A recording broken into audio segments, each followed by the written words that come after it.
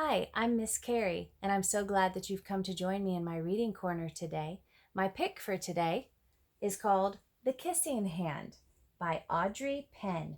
Illustrations by Ruth E. Harper and Nancy M. Leake.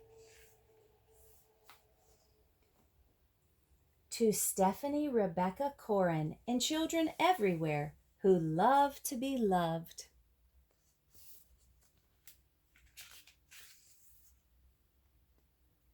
Chester Raccoon stood at the edge of the forest and cried. "I don't want to go to school," he told his mother. "I want to stay home with you. I want to play with my friends and play with my toys and read my books and swing on my swing. Please, may I stay home with you?"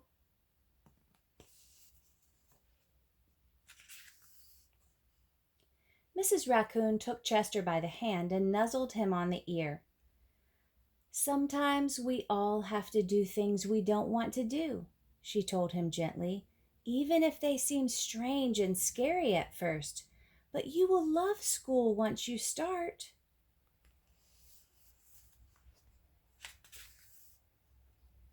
"You'll make new friends and play with new toys, read new books and swing on new swings. Besides," she added, "I know a wonderful secret that will make your nights at school seem as warm and cozy as your days at home."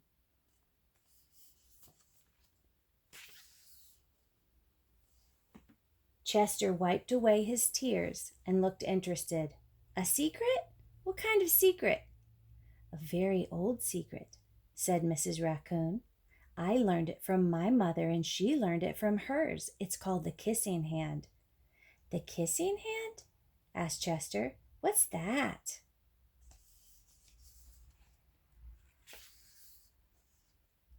"I'll show you."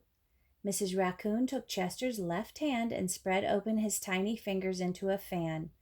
Leaning forward, she kissed Chester right in the middle of his palm.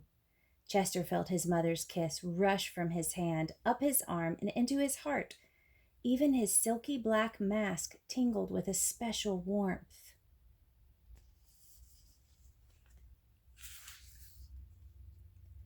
Mrs. Raccoon smiled. "Now," she told Chester, "whenever you feel lonely and need a little loving from home, just press your hand to your cheek and think, 'Mommy loves you, Mommy loves you.'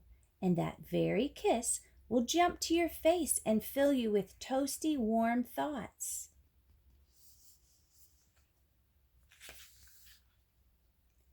She took Chester's hand and carefully wrapped his fingers around the kiss. "Now do be careful not to lose it," she teased him. "But don't worry. When you open your hand and wash your food, I promise the kiss will stick."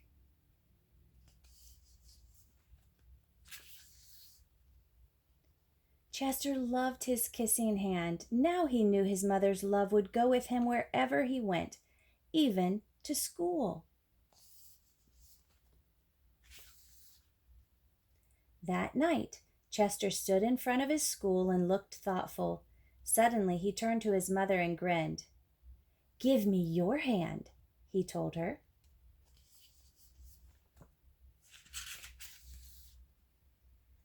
Chester took his mother's hand in his own and unfolded her large, familiar fingers into a fan. Next, he leaned forward and kissed the center of her hand.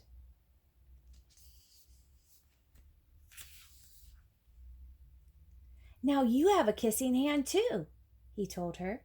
And with a gentle goodbye and "I love you," Chester turned and danced away.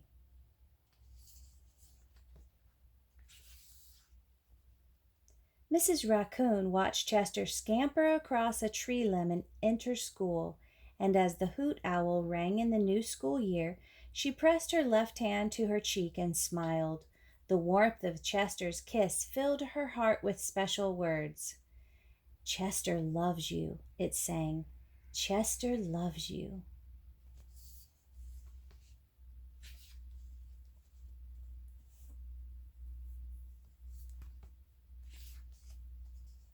I love you. The end. I hope you enjoyed this story. Please come back and join me for my next reading corner. Bye for now.